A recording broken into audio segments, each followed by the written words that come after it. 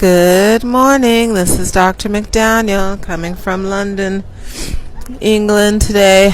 Our hotel, the Rubens at the Palace, is right across the street from the Palace, and we walk down the corner to to go and look through the gate like the rest of the peasants.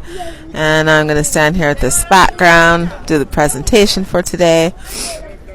Today is Thursday. Is it Thursday? No, today's Friday. Happy Friday. Today's Friday, June 21st. And yesterday I spoke on is it possible to prevent cervical cancer? The answer is yes, it is possible to prevent cervical cancer. But that's kind of a two-parter on that information.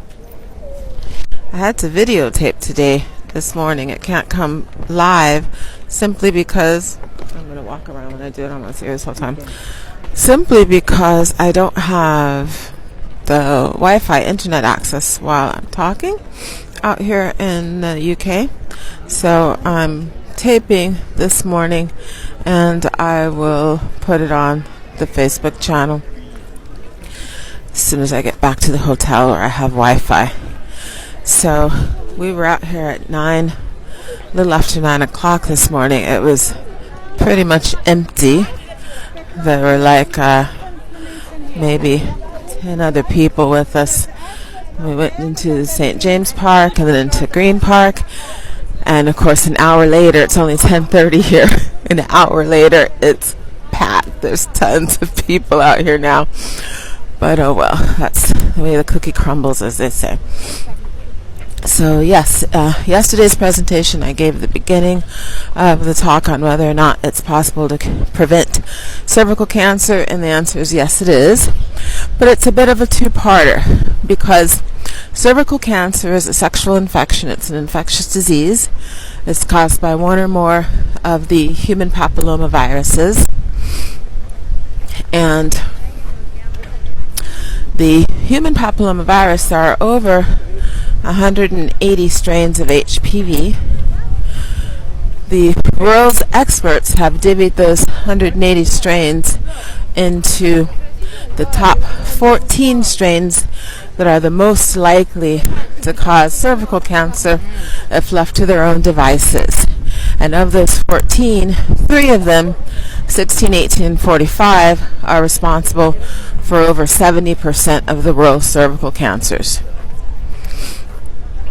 There is a vaccine, that's the Gardasil vaccine, HPV vaccine, that was introduced around 2003, 2004, and the original vaccine was specifically directed against the 16 and 18 strains.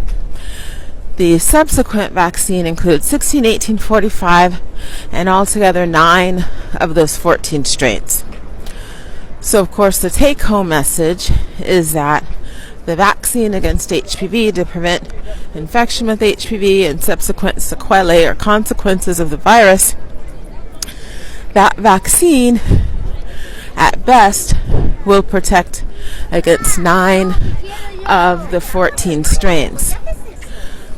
The caveat to that 9 of the 14 strains vaccine is that I call the Gardasil vaccine a better-than-nothing vaccine. And that's because, yes, it's better than nothing, but it's not as comprehensive as all of the other vaccines we have available here in the world, because all other vaccines we have a blood test we can do. We can draw someone's blood, we can see if they have immunity to the infection that the vaccine is directed against. And if they do, they don't need the vaccine. If they already have the infection, the vaccine is pointless. And if they don't, then they can get the vaccine, and then you can keep retesting them to see if they've mounted an adequate immunity or not. The catch with the HPV vaccine is that we don't have a blood test for this vaccine. So there isn't any blood test that we can do to see if someone needs the vaccine, doesn't need the vaccine, if it's going to be useful, not going to be useful, if they've mounted an immune response, or if they haven't mounted an immune response and need another shot. And we can't even check to see if they've lost immunity and subsequently will need, sorry, allergies, I'm out here. Green Park and there's tons of trees out here. Or if they've lost their immunity and now need a booster. Because we don't have blood tests for the vaccine, we don't have any way of being able to document and to appropriately cover people